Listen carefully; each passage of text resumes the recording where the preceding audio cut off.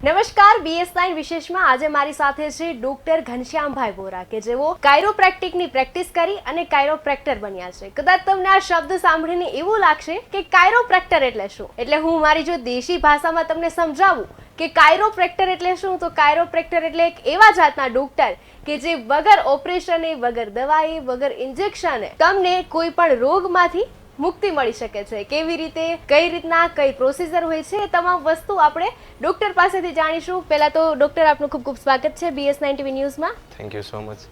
પહેલા તો તમે એ સમજાવો દર્શકોને કે કાયરોપ્રેક્ટર એટલે શું.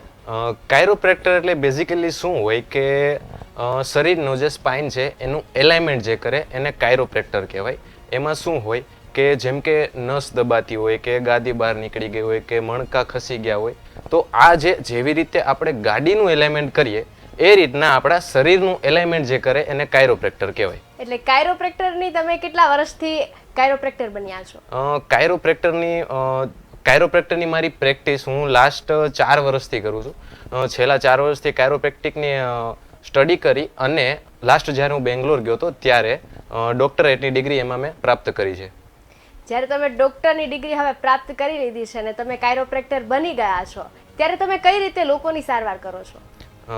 પહેલાં તો જે લોકોને પ્રોબ્લેમ હોય જેવી કે સાયટિકા છે કે ગોઠણનો ઘસારો છે, ડોકમાં નસ દબાઈ છે કે કમરમાં નસ દબાઈ છે, મણકા ખસી ગયા છે, આ લોકોની સારવાર માટે અમારે ત્યાં રાજકોટમાં મવડીમાં અમારું ક્લિનિક છે, ત્યાં આવવાનું થતું હોય છે.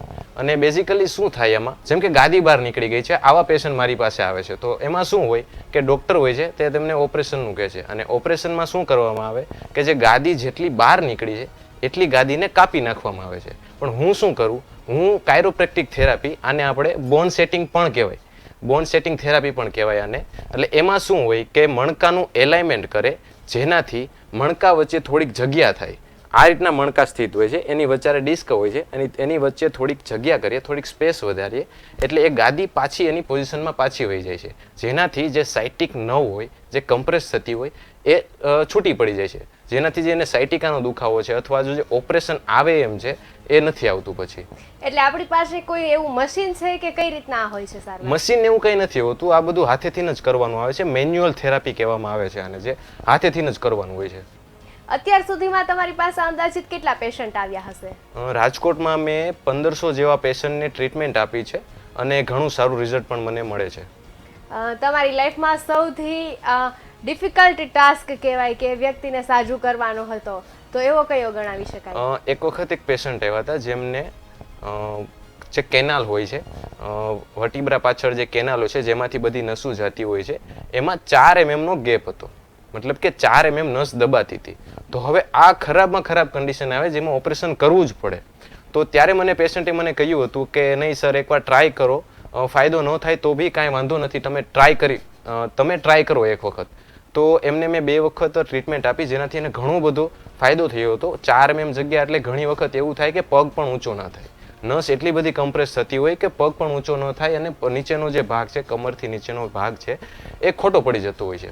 તો આ મારા માટે એક અઘરો એવો એક પેશન્ટ હતો જેને મેં ટ્રીટમેન્ટ આપી અને એને ઘણું સારું થઈ ગયું હતું. તો આ મારી લાઈફમાં જે ખરાબમાં ખરાબ કેસ હતો એ મેં જોયો હતો. એટલે ટ્રીટમેન્ટ કરતી વખતે સાઈડ ઇફેક્ટ્સ આવે કે એવું કંઈ પોસિબલ છે? નહીં, ટ્રીટમેન્ટ કાયરોપ્રેક્ટિક થેરાપીમાં કોઈ સાઈડ ઇફેક્ટ કે એવું કંઈ હોતું નથી. પ્રોબ્લેમ હોય કે ના હોય, કોઈ બી લોકો આ ટ્રીટમેન્ટ લઈ શકે છે. ખાસ કરીને જ્યારે સ્પોર્ટ્સના જે સ્પોર્ટ્સમેન હોય એ લોકોને ખાસ કરીને રિલેક્સેશન્સ માટે આ લેતા હોય છે, એવું મેં સાંભળ્યું છે. હા, એથ્લીટ્સ અને જે સ્પોર્ટ્સમેન હોય છે એ લોકો ઘણી વખત આવતા હોય છે, વીકલી સેશન લેતા હોય છે મારી પાસેથી, જેથી જે તેમને સ્ટીફનેસ કે એવું કાંઈ હોય કે જે માઇનોર જે પેઇન હોય, જે રનિંગ કરવાથી કે એનાથી આવ્યો હોય તો એ દૂર થતું હોય છે. એટલે જે સ્પોર્ટ્સમેન હોય છે એ લોકો ઘણી વખત આ થેરાપીને પ્રાયોરિટી આપતા હોય છે. જો વ્યક્તિ કે દર્દી છે ઓપરેશન કરાવવાનું ડોક્ટર કહે ને ઓપરેશન કરાવે, એટલે એકવાર ઓપરેશન પતી ગયું પછી એ દર્દી ફ્રી થઈ જાય, તો તમારી પાસે એવી રીતના હોય છે કે એક જ વાર આવવાનું કે પછી ટાસ્ક અલગ અલગ લેવા પડે? નહીં, આપણે કેવું હોય છે કે સેશન હોય છે, વીકલી સેશન કરીએ છીએ, જેથી એક વખતમાં મટાડવા જઈએ ને તો પ્રોબ્લેમ વધી શકે એવી શક્યતા થતી હોય છે. તો આપણે શું કરીએ કે જે પ્રોબ્લેમ થવાની સંભાવના છે એને ઝીરો કરી નાખીએ. એટલે વીકલી સેશન કરતા હોઈએ છીએ. જેમ કે આજે ટ્રીટમેન્ટ આપી આપણે એક પેશન્ટને, પછી એને નેક્સ્ટ વીક બોલાવતા હોઈએ છીએ કે ભાઈ તમે આવતા અઠવાડિયે આવજો, અને એ પછીના આવતા અઠવાડિયે એવી રીતના 7 થી 8 દિવસનો ગેપ રાખીને આ થેરાપી લેવાની હોય છે. ઈ થેરાપી અંદાજિત કેટલો લાંબો સમય સુધી ચાલે છે? ટ્રીટમેન્ટનો આપણે ટાઈમ ગણીએ ને તો અડધી કલાકમાં આ ટ્રીટમેન્ટ પૂરી થઈ જતી હોય છે. કોઈ દર્દી તમારી પાસે આવે છે, જો ડોક્ટર પાસે જાય છે તો ડોક્ટર ઘણી બધી સાવચેતીઓ રાખવાનું કહેતા હોય છે, આ જમવાનું, આ નહીં જમવાનું, આટલી કાળજી રાખવાની, તો તમે એ રીતના કેવી રીતે કહો છો? સાવચેતી તો તેમને આપવાની જ હોય છે. જેમ કે ગોઠણની પ્રોબ્લેમ હોય તો એને પલાઠી વાળીને નહીં બેસવાનું, ઉભડક નહીં બેસવાનું. કમરની કાંઈ પ્રોબ્લેમ હોય તો એમને વાંકા વળીને વજન ઉચકવાનું થાય તો પ્રોબ્લેમ થઈ શકે છે, નીચે બેસવાનું થાય તો પ્રોબ્લેમ થઈ શકે છે, રનિંગમાં. એટલે અમુક જે સાવચેતી જે ડોક્ટરે કીધી હોય છે એ તો કરવી જ પડે છે કમ્પલસરી. એટલે જમવાને લઈને કોઈ રોકટોક કે એવું કંઈ હોય છે? નહીં, જમવાને લગતી જે અમુક કેસ હોય, જેમ કે ઘણા લોકોને આર્થરાઇટિસ હોય, જે આપણે વા કહીએ, શરીરનો જે વા છે, સંધિ વા કહીએ, તો એ લોકોને જમવાની, પછી ચિકનગુનિયા હોય તો આ લોકોને સાંધાને જે તકલીફ થતી હોય આ ચિકનગુનિયા અને વાના હિસાબે, તો એ લોકોને જમવાની કાળજી રાખવી પડે છે. અને બાકી જે લોકોને ખાટું ખાવાથી સાંધાના દુખાવા થતા હોય તો એને બી કાળજી રાખવાની હોય છે. બાકી નોર્મલી જમવાને અને ગાદી બહાર નીકળી ગઈ હોય કે મણકું ખસી ગયું તો એને કંઈ વધારે લાગે વળગે નહીં કંઈ. ટોટલ કેટલા પ્રકારના પેશન્ટ તમારી પાસે આવે છે? મારી પાસે પેશન્ટ જોવો ને તો જેમ કે સાયટિકાના સૌથી વધારે પેશન્ટ મારે સાયટિકાના જ આવતા હોય છે, જેમને નસ દબાતી હોય. ટૂંકમાં જે સાયટિક નવ કમ્પ્રેસ થાય ને એને સાયટિકા કહેવાય. તો મારી ત્યાં પેશન્ટ આવતા હોય, ઘણા કહેતા હોય કે સર અમુક કે છે ગાદી બહાર નીકળી ગઈ, અમુક કે છે નસ દબાઈ છે, અમુક કે છે સાયટિકા. તો આ બધી વસ્તુ સેમ જ થાય છે. મણકાની પાછળથી જે લંબર પાર્ટ આવે, લંબર પાર્ટમાંથી જે આપણે સાયટિક નવ પાછળથી જતી હોય છે, કોઈ બી કારણસર એ સાયટિક નવ કમ્પ્રેસ થાય તો એને સાયટિકા કહેવાય. તો સૌથી વધારે સાયટિકાના, એ પછી છે આપણે સર્વાઇકલ સ્પોન્ડાઇલાઇટિસ, એનો મતલબ કે જે ડોકમાંથી નસ દબાય છે, તો આવા પેશન્ટ વધારે આવે છે. અને પછી ફ્રોઝન શોલ્ડર અને જે નીમાં આર્થરાઇટિસ હોય, આ બધા પેશન્ટ વધારે આવતા હોય છે. કઈ ઉંમરના પેશન્ટ વધુ આવતા હોય છે? સૌથી વધારે ઉંમર જોઈએ ને તો 40 થી લઈને 60 લગીના વધારે આવતા હોય છે પેશન્ટ મારી પાસે. એટલે કે કોઈ નાની એજમાં કોઈને ગાદી ખસવાનો કે એવો પ્રોબ્લેમ કોઈ કારણોસર થઈ ગયો તો એ આ ટ્રીટમેન્ટ લઈ શકે છે કે પછી એને આ થેરાપીની બદલે ઓપરેશન કરાવવું પડે છે? નહીં, નાની ઉંમર જો 60 લગી મારું 60 સુધીના કોઈ પણ લોકો આ થેરાપી લઈ શકે છે. 60 પછી હું નથી લેતો. એનું કારણ છે કારણ કે 60 પછી મણકા નબળા હોય છે, હાડકામાં જે કેલ્શિયમ ને બધું ઘટવાનું ચાલુ થઈ ગયું હોય છે, એટલે 60 પછી હું નથી લેતો. પણ પેશન્ટની કન્ડિશન સારી હોય તો આપણે 62 થી 65 સુધી આપણે જોઈ શકીએ છીએ.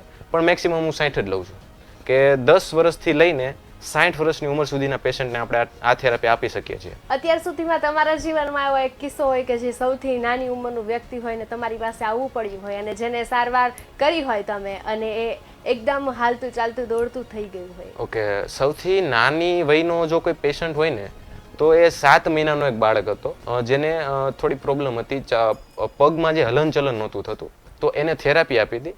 પણ મેં જેમ કીધું કે 10 વર્ષથી ઉપરનાને જો આપું છું તો તે 7 મહિનાનો જે બાળક હતો એને ટ્રીટમેન્ટ આપી હતી, પણ રિઝલ્ટ નહોતું મળ્યું. કારણ કે પછી અમુક કન્ડિશન હોય જે ડાયરેક્ટ બ્રેનમાંથી થતી હોય છે, તો એને આપણા ટ્રીટમેન્ટથી કોઈ ફાયદો નથી થતો. અને બીજું એક છે, એક પેશન્ટ હતો જેની ઉંમર 9 વર્ષની હતી, એ બી 9 વર્ષનો બાળક હતો. એને બી કમરમાં પેઇન હતું, એને રમતો હતો અને પડી ગયો હતો, એના હિસાબે થોડીક માઇનોર ડિસ્ક બલ્જ થઈ ગયું હતું. તો એને મેં એક વખત ટ્રીટમેન્ટ આપીને તો એને 100% ફાયદો થયો હતો. એટલે પહેલા ઓપરેશન કરાવ્યું હોય, પછી ઓપરેશન થી ન સક્સેસફુલ ગયું હોય ને પછી તમારી પાસે આવ્યા હોય એવા લોકો આવે છે? હા, એવા ઘણા લોકો આવે છે. હજી કાલે જ એક પેશન્ટ મારી પાસે આવ્યા હતા જેમને ઓપરેશન કરાવ્યું, 15 વર્ષ પહેલા ઓપરેશન કરાવ્યું હતું, અને પહેલા જે ખરાબ કન્ડિશન હતી ને એટલી જ ખરાબ કન્ડિશન પાછી થઈ ગઈ હતી. એટલે એમને મેં કાલે ટ્રીટમેન્ટ આપી અને ટ્રીટમેન્ટ આપ્યા પછી એમને 30-40% ઇન્સ્ટન્ટ રિલીફ મળી ગઈ હતી. એટલે અંદાજિત ખર્ચ કેટલો થાય? જો ઓપરેશન કરાવે છે એટલે દર્દીએ એક વખત તો ખર્ચો કર્યો જ છે ને, જો બીજી વખત તમારી પાસે આવે છે? મારી પાસે શું હોય કે ઓપરેશનમાં તમારે 1.5-2 લાખ રૂપિયા ખર્ચો ગણી જ લેવાનો, અને મારી પાસે ટ્રીટમેન્ટ લેવા આવે તો મારી પાસે 4 સેશનના 2000 થી 2500 રૂપિયાનો ખર્ચો થતો હોય છે. તો જે 2 લાખનો ખર્ચો છે એને હું 2000માં મટાડી દઉં છું. ટૂંકમાં જે 2 લાખનો ખર્ચો આવે એના કરતાં 2000 રૂપિયા આપવા વધારે મને સારા લાગે છે. જો દર્દીએ ઓપરેશન કરાવ્યું હોય અને છતાં પણ તેનું સંપૂર્ણ સારવાર ન થઈ હોય, તેને ફરીથી એવું લાગે કે ના ના ક્યાંક ને ક્યાંક કમી રહી ગઈ છે, કેમ કે ઘણી વખત ડોક્ટર છે એ પણ કંઈ ગેરંટી નથી આપતા કે 100% સારું થઈ જશે. તો તમારી પાસે એવા કિસ્સાઓ આવે છે કે જે ઓપરેશન કરાવ્યા બાદ તમારી પાસે આવે છે? હા, ઓપરેશન કરાવ્યા પછી ઘણા પેશન્ટ એવા હોય છે કે એમને જે કમરનો દુખાવો હોય છે, ઓપરેશન કરાવ્યા પછી અમુક સમય સુધી એમને ફાયદો હોય છે, પછી એ જે દુખાવો હતો એ પાછો ચાલુ થઈ જતો હોય છે. તો આવા કેસમાં ઘણા પેશન્ટ આવતા હોય છે અને ઘણા બધા પેશન્ટ એવા બી છે કે જેમને ઘણો બધો ફાયદો થયો છે, જેને ઓપરેશન કરાયું હોય તેમ છતાં ફાયદો ન હોય. કાયરોપ્રેક્ટિકથી એમને ઘણો બધો ફાયદો થયો હોય છે. પણ જેમને પ્લેટ બેસાડેલી હોય કમરમાં, જેમનું મણકું ખસી ગયું હોય, એવા સમયમાં ડૉક્ટર પ્લેટ બેસાડી દે, સ્ક્રૂ મારી દે, તો એવા પેશન્ટ હોય એને મારી ટ્રીટમેન્ટથી કંઈ ફાયદો નથી થતો. તો ઓપરેશન કરાયું હોય ને પ્લેટ ન બેસાડેલી હોય એવા લોકોને ફાયદો થાય છે, પણ પ્લેટ બેસાડેલી હોય એને હું ટ્રીટમેન્ટ નથી આપતો, કારણ કે એમાં મણકાનું ફ્રેક્ચર થવાની શક્યતા વધારે હોય છે. એવા પણ તો કિસ્સા બનતા હશે કદાચ કે તમારે પણ સંપૂર્ણ સારવાર ન થઈ હોય કોઈ પેશન્ટની, ને કોઈ પેશન્ટને ફરીથી ઓપરેશન કરાવવા માટે જવું પડ્યું હોય, તો આવા કિસ્સાઓ કેટલાક બને છે? આવા તો બહુ ઓછા પેશન્ટ હોય છે કે જેમની મેં ટ્રીટમેન્ટ આપી હોય પછી ઓપરેશન કરાવવું પડે, કારણ કે હું પહેલાં રિપોર્ટ્સને હું જોતો હોઉં છું અને મને એમ લાગે કે નહીં આ તમને ટ્રીટમેન્ટ આપવા જેવી છે તો જ હું એ લોકોને ટ્રીટમેન્ટને હું આપું છું. એક પેશન્ટ એવા હતા જેમને બહુ વધારે ગાદી બહાર નીકળી ગઈ હતી અને ટ્રીટમેન્ટ લીધા પછી કાંઈ ફાયદો નહોતો થયો, એટલે મેં જ એમને સજેસ્ટ કર્યું હતું કે હવે તમે ઓપરેશન કરાવી નાખો. એટલે એમ તો મેં ઘણા બધા લોકોને ઓપરેશનનું સજેશન આપ્યું છે, પણ ટ્રીટમેન્ટ આપી હોય પછી ઓપરેશન કરાવ્યું હોય એવા એક જ પેશન્ટ છે. જ્યારે ડોક્ટર તો ઘણી બધી પ્રકારના હોય છે, ત્યારે તમે સ્પેશિયલી આ જ ફિલ્ડ કેમ ચૂઝ કરી? જો સૌથી પહેલાં તો મારી ફિલ્ડમાં દવા નથી આપવાની, ઇન્જેક્શન નથી આપવાનું કે ઓપરેશન નથી કરવાનું. દવા અને ઓપરેશન વગર જો 2 લાખનો ખર્ચો 2000માં મળતો હોય, અથવા તો જે પ્રોસિજર છે ઓપરેશનનું એ ટાળવું હોય અને તેમ છતાં મટાડવું હોય, ઘણા બધા પેશન્ટ લગભગ 99% પેશન્ટ એવા હોય છે, 100% જ માનીએ આપણે કે 100% પેશન્ટ એવા હોય છે જેને ઓપરેશન નથી જ કરાવવું. તો એ લોકો માટે કોઈ ઓપ્શન નહોતો. પછી રિસર્ચ કરી કે કાયરોપ્રેક્ટિક થેરાપી શું હોય છે ને કઈ રીતના થતું હોય છે, તો મને જાણવા મળ્યું કે ઇન્ડિયામાં ખાલી 4000 કાયરોપ્રેક્ટર છે. 140 કરોડની વસ્તી સામે ખાલી 4000 જ કાયરોપ્રેક્ટર. પછી મેં ડિસાઈડ કર્યું કે નહીં, મારે આ ફિલ્ડમાં આગળ વધવું છે. આનો અભ્યાસ તમે ક્યાંથી કર્યો? આનો અભ્યાસ મેં યુકેથી મેં OMT કરીને સંસ્થા છે એમની પાસેથી ટ્રેનિંગ લીધી છે, પ્લસ મલેશિયામાં ક્રિસ લિયોંગ છે જે બહુ મોટું નામ છે મલેશિયામાં, એમની પાસેથી, અને ઇન્ડિયામાં મેં કોલકાતા અને બેંગ્લોરથી મેં આનું સ્ટડી કરી છે. જ્યારે તમે આટલો બધો અભ્યાસ કર્યો છે ને ત્યારબાદ તમારી પાસે પેશન્ટ આવે છે, ત્યારે જેને તમે પૂરેપૂરી સારવાર આપી રહ્યા છો અત્યારે, એટલે એવું કહેવાય કે જો 2 લાખમાંથી 2000નો ખર્ચો થતો હોય તો લોકો ત્યાં જ આવવાના છે. માટે આપની રાજકોટમાં કઈ જગ્યા પર ઓફિસ છે? રાજકોટમાં મારી છે 150 ફૂટ રિંગ રોડ, મવડી ચોકડી પાસે ઉમિયા ચોક છે. ત્યાં સંસ્કાર હાઇટ્સમાં 8મા માળે 811 નંબરની ઓફિસ છે, ત્યાં મારી ક્લિનિક છે. જી ચોક્કસથી. જો તમારે પણ સાંધાના કે એવા કોઈ દુખાવા હોય અને ઓપરેશનથી ઘણીવાર આપણને બીક લાગતી હોય, તો એવા સમયમાં તમે આ થેરાપી લઈ શકો છો, જે થેરાપીમાં સાઈડ ઇફેક્ટ નથી. કદાચ એવું બની શકે 100%માંથી 1% એવો ચાન્સ છે કે કદાચ તમે આ થેરાપી લ્યો અને થેરાપી બાદ તમને સારવાર બાદ કદાચ એવું લાગે કે ના ના હજુ પણ તમને નથી સારું થયું, તો ચોક્કસથી તમે ઓપરેશન કરાવી શકો છો. પરંતુ ઓપરેશન વગર પણ જો તમારે સારવાર મેળવવી હોય તો એવો પણ આપણી પાસે એક ઓપ્શન નવો આવ્યો છે. ત્યારે અંદાજિત રાજકોટમાં કેટલા આવા ડોક્ટર હશે? રાજકોટમાં 2 થી 3 જ કાયરોપ્રેક્ટર છે. એટલે તમે ગૂગલ સર્ચ કરો કે કાયરોપ્રેક્ટર ઇન રાજકોટ, તો ટોપ ઉપર પહેલા હું આવું છું અને પછી ઘણા બધા આવતા હોય છે, પણ પ્રોપર કાયરોપ્રેક્ટર 2 થી 3 જ છે. સર્ટિફાઈડ કાયરોપ્રેક્ટર સર્ટિફાઈડ કાયરોપ્રેક્ટર, યસ, સર્ટિફાઈડ કાયરોપ્રેક્ટર અત્યારે આપણી સાથે બેઠા છે. અને ઘણા બધા લોકોને ઘણી બધી સમસ્યા હોય છે. દર્દીઓ છે તે હંમેશા એવું સોચતા હોય છે કે વગર ઓપરેશને જો સાજા થઈ જવાય તો એ માટે ક્યાં જવું. તો કાયરોપ્રેક્ટર છે આપણા રાજકોટમાં 2-4 છે એવા, પરંતુ છે ખરી કે જેનાથી તમે સારવાર લઈ અને તમે પોતે દર્દી છે તે સાજા થઈ શકે છે. આ માટે જ ઘણી બધી થેરાપી તમે લઈ શકો છો. સંધિવા હોય, ગાદી ખસી ગઈ હોય, જેવી રીતે ડોક્ટરે વાત કરી, એટલે ટોટલ કેટલી પ્રકારના આપણે ડોક્ટર દર્દીઓ સારવાર લઈ શકે છે? આના માટે જો એક તો વા અને ચિકનગુનિયા જેને હોય એને આ ટ્રીટમેન્ટ ના લેવાય. એના માટે બીજી ઘણી બધી ટ્રીટમેન્ટો છે. સાયટિકાનો પ્રોબ્લેમ હોય, નસ દબાતી હોય, ગાદી ખસી ગઈ હોય, ડોકમાં નસ દબાતી હોય, ટેનિસ એલ્બો હોય કે ગોઠણમાં ઘસારો હોય, ગોળો સુકાતો હોય જેને એવીએન કહેવામાં આવે છે, તો આ બધી જે સમસ્યાઓ છે, આ બધી જેને તકલીફો છે, એ લોકો આ ટ્રીટમેન્ટ લઈ શકે છે. અને ખાસ કરીને આ બધી ટ્રીટમેન્ટ પણ ના લેવી પડે એના માટે શું સાવચેતી રાખવી જોઈએ? પહેલા તો જો વજન ઉચકવામાં ખૂબ ધ્યાન રાખવાનું. વાંકા વળીને વજન ઉચકીએ ત્યારે સૌથી વધારે આ પ્રોબ્લેમ થવાની શક્યતા હોય છે. બીજું, ગાડી ચલાવીએ ત્યારે જે રોદા આવે છે રોડ ઉપર એનું ખૂબ ધ્યાન રાખવું પડે છે, કારણ કે એક ઝટકો આવે ને ગાડી ખસી જાય, એટલે ત્યારે ધ્યાન રાખવું. અને બીજી, આ બધી સમસ્યાઓ પોસ્ચરલ પ્રોબ્લેમ કહેવામાં આવે છે, કે આપણી ચાલવાની, બેસવાની, સૂવાની, સૂઈને ઊભા થવાની ખરાબ ટેવના લીધે જ આ બધી તકલીફો થતી હોય છે.